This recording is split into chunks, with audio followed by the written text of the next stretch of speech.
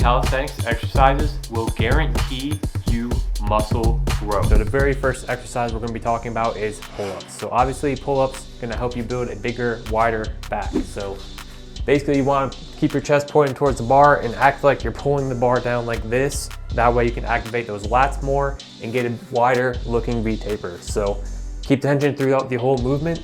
Touch the chest to the top of the bar if you can. Lower back down, slow and controlled. Boom. This is one of the best muscle building exercises, not only in just calisthenics, but of all time, really. The next exercise we're gonna be talking about is handstand push-ups. Now, basically handstand push-ups is like the pull-up, but for your push muscle. You're gonna be working mainly the shoulders, but you are gonna work a little bit of the upper chest and the triceps. Now, one thing to keep in mind with this exercise is you wanna go ahead and try to keep your elbows like at least in a 90-degree angle. If you go past the 90-degree angle, that's where problems start. I would say probably try to keep your elbows more in than you would want to go like out like this. Slow on the eccentric, split up on the concentric. Now obviously keep in mind that you can do regressions such as pike push-ups, and you can make the exercises easier by using resistance bands as assistance in your pull-ups and other exercises on this list. If you want to learn more about calisthenics and how to use certain variations of exercises and make them easier or harder, click that subscribe button, because every week we're going to be doing 3 brand new videos explaining how to build muscle and get a great looking physique with calisthenics. All right, so up next, we're gonna bring things to the floor and we're gonna be doing a push-up variation called noodle planche push-up. So I'll show you what that looks like. It's basically, you wanna take your regular push-up from here on your chest, move them down towards your hips. So this is what it's gonna look like. And if this is your first time doing noodle planche push-ups, you'll quickly find that the exercise is a lot more intense than a regular push-up. Reason being is you're pushing more from your center of gravity, which is more towards your hips. So the closer you get towards your hips or your center of gravity, the more weight you're gonna be pushing. So the more body weight you're gonna be pushing, the more intense the exercise is gonna be. Now when it comes to push-ups, there's many variations, so you don't have to stick to just noodle planche push-ups. This is just one exercise I chose for my list because it's gonna build you the most amount of muscle. Up next, we're gonna bring things back up to the bar. We're gonna be doing something called front lever raises. Now let me set the camera back here so you can see more. So basically you just wanna grip the bar and you want to pull your body like this, right? So you're gonna be pulling your body like this. It's gonna work your abs as well, but it's mainly gonna be focusing on those lats. So you wanna do this. That's the front lever raise. They're super difficult. So if these are too intense for you, you can actually take these and tuck your knees in, do them this way, and it's a lot more easier. Again, you wanna go slow on your eccentrics, which is gonna be the lowering portion. So when you're lowering your legs down, and you wanna really try to feel those muscles contracting in your back. Now, just because this is a body weight video doesn't mean you can neglect your legs. So we're gonna be doing some pistol squats. So basically, you gotta work up to this. So if you have to hold on to something, go ahead and hold on to something. This is what a pistol squat looks like. It's basically a one-legged squat. And you can do those. They're super intense. They're gonna basically double your body weight squat. And if you don't have any weight, these are an excellent variation to overload the legs and hypertrophy the legs with body weight only. We're gonna do another leg exercise. We're gonna be doing sissy squats. Now, I think legs are super important, especially for hormone production and overall muscle growth. So we're gonna be doing another leg exercise here.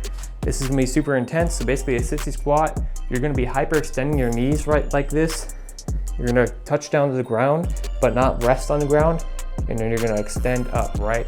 So this is a controversial exercise because people think that extending your knees past your toes is super dangerous in any squatting movement, which has actually been proven false by the knees over toes guy. He's super educated and he's helped me understand that this exercise is not dangerous for healthy individuals. And now for this next exercise, you're gonna need yourself a pair of gymnastic rings because we're gonna be doing a bicep isolation exercise. Now, this exercise can be super intense, especially just using your body weight, but you basically want to lean back and do a body weight version of like curl, right? So the more you lean back, obviously the more weight you're curling, but these are an excellent way to train your biceps with body weight only. So basically it's self-explanatory, right?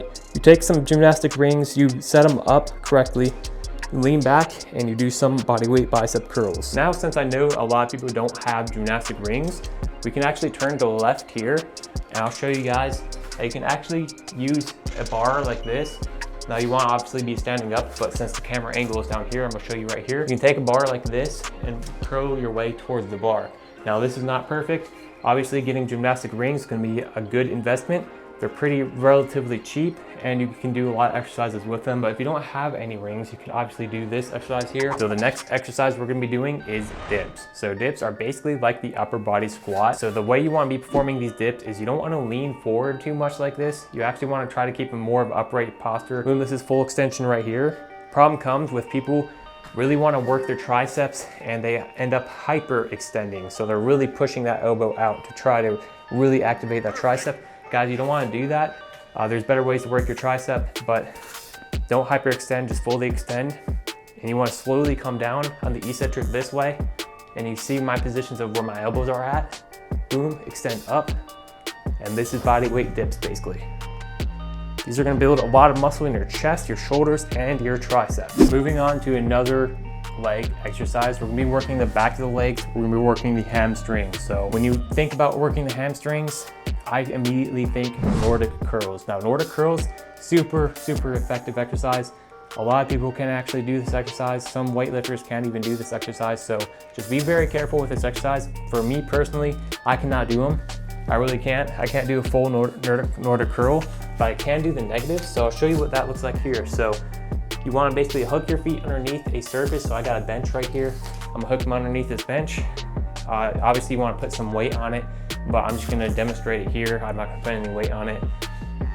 And basically you want to lower down straight like this, boom, and then come back up. So obviously you want to try to fight the resistance going down. That way you're working your hamstrings optimally. But it's just super hard to do that. And for me personally, my legs cramp up trying to do that. So what you can do, some of the things you can do is use something like a foam roller to lean on while you're doing them, or you can get a medicine ball, whatever you have around you to use. And with whatever you're hooking your feet under, use this as assistance to come on down, like so, and then come back up. All right guys, so last but certainly not least, we're gonna be doing some inverted rows. So basically, an inverted row is basically like a normal row, but with your body weight. So what I usually do is I take these, right? I elevate my feet onto a bench to make them harder.